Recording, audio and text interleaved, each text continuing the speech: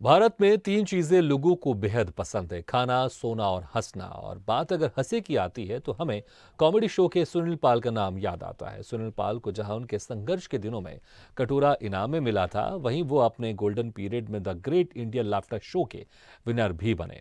भोपाल आए सुनील पाल से स्वदेश न्यूज ने खास चर्चा की।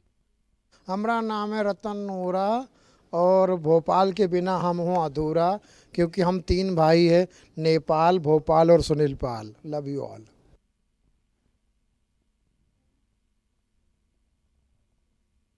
हमारा नाम है रतन नूरा और भोपाल के बिना हम हों अधूरा, क्योंकि हम तीन भाई हैं, नेपाल, भोपाल और Sunil Pal. Love you all. इस वक्त भोपाल आए सुनील पाल, मशहूर कॉमेडियन हमारे साथ हैं। वो किसी परिचय के मोहताज नहीं है। सुनील जी, ये बताइए, कॉमेडियन, स्टैंड अप कॉमेडियन का कैरियर कैसे चालू? ये तो बचपन से ही फिल्मी कलाकारों को और फिल्मों को देखता था।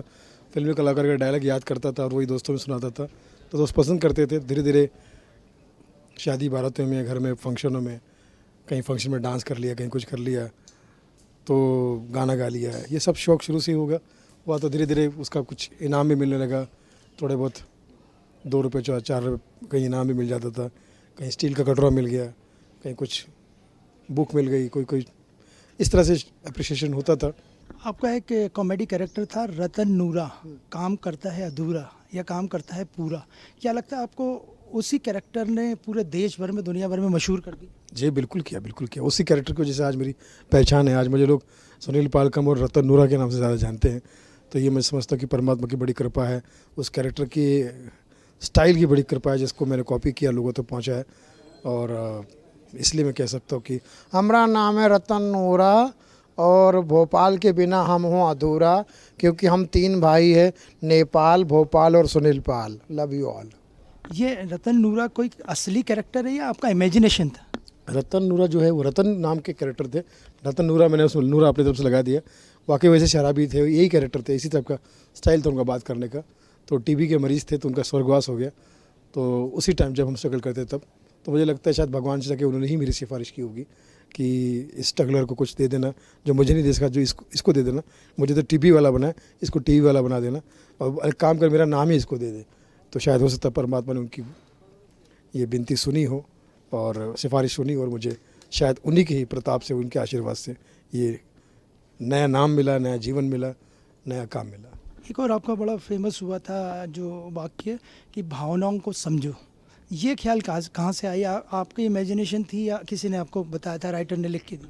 नहीं, राइटर को तो मैंने कभी अपने साथ में कभी नहीं जोड़ा। अपने मेरे पूरी जर्नी में मेरे साथ कोई राइटर नहीं है। कभी कोई कैसे कह नहीं सकता कि मेरे साथ में राइटर हो।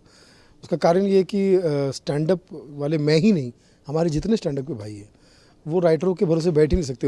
उनकी लिखने के का स्टाइल अलग, वो पूरी कहानी लिख के दे देंगे, सीख के आगे बढ़ रहे हैं। भावनाओं को समझो, ये कहाँ से आया? जैसे अब लोग आपस में ही कहते हैं कभी कभी, यार भावनाओं को समझो, तो मैंने उसको रतन नूरा के स्टाइल में बोलना शुरू कर दिया, तो लोग उसको पसंद करने लगे। इसी वजह से वो इतना क्लिक कर गया कि मैंने फिल्म बना दी उसमें, भावनाओं को समझो। 52 स्टैंड अप कॉमेडियन है उसमें, कपिल शर्मा भी है, राजू भाई भी है, मतलब सारे देश के स्टैंड अप कॉमेडियन आप उसमें देख सकते हैं। इसीलिए वो Guinness book of world record में भी गई थी। वो फिल्म पहली बॉलीवुड की पहली फिल्म है जो Guinness book of world record में है। पिछले कुछ दिनों में हमने राजू श्रीवास्तव जी और पराग कंसारा को खोया है। इनके जाने का कितना दुख है आपको?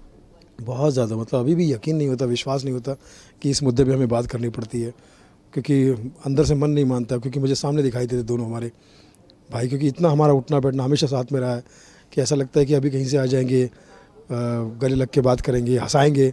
राजू भाई की तो आदत थी कि वो कहीं पर भी 1 मिनट के लिए भी चुप नहीं बैठते थे। किसी को भी मिलते थे तो वो हंसाते थे, अपना दुख किसी के साथ में साझा नहीं किया, हमेशा खुशियाँ बांटी है। तो मुझे ऐसा लगता है कि वो ऐसे व्यक्ति, ऐसे कलाकार, ऐसे लेजेंड जब तक स्टैंड अप कॉमेडी है तब तक जिंदा है।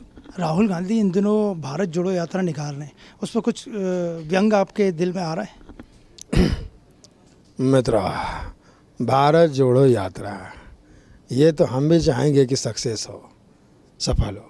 क्योंकि मित्रों, भारत जोड़ो पदयात्रा जो है वो एक तरह से बीजेपी तो है।